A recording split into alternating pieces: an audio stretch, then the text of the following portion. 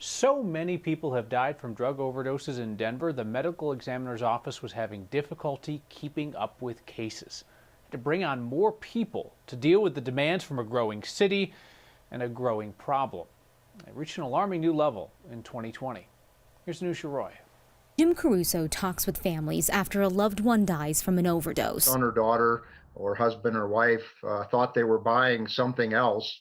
Fentanyl is often passed off as oxycodone. It's happening more and more. Fentanyl deaths in Denver doubled between 2018 and 2019. And then tripled between 2019 to 2020 with 156 fentanyl-related overdose deaths. It's been putting pressure on Caruso's team at the Denver Medical Examiner's office. Just worked harder and longer. Until it just wasn't sustainable anymore. We were hitting our limits. They had to start adding to their staff for a couple of reasons. Denver is growing, and with that comes homicides and car crashes. And then there are overdose deaths that have been going up for several years. It plays a big role in our staffing needs. Colorado hit a record-breaking number of overdose deaths last year.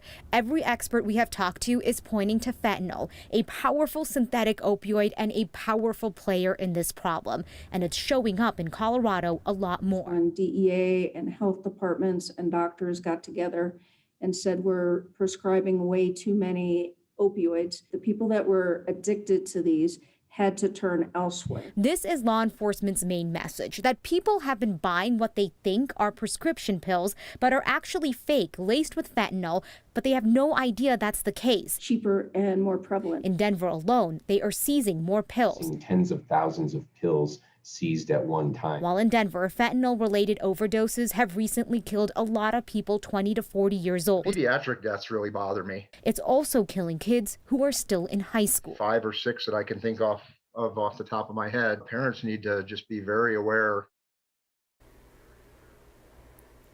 This is definitely an issue that is crossing socioeconomic lines. It's impacting communities across the board in Colorado. And the other thing to keep in mind is just what the impact of what life has been like in the last year on this issue. So I really want to quickly touch on naloxone, which can help save a person's life during an overdose, and how easy it can be to get it. I actually did this a while back, Kyle. I just walked into a Walgreens one day, middle of the day, asked for a naloxone kit. They walked me through right there and then in maybe 5 minutes on how to use it, and I've had that kit with me ever since. It's really empowering to know that that the ability to deliver naloxone is that close. We can just go ask pharmacists; they'll walk you through it. That's really good to know. Hey, I'm curious, Anusha. We talked about right off the top impact of COVID, and that COVID was not driving the strain on the coroner's office, even with the increase in the total number of deaths in the community.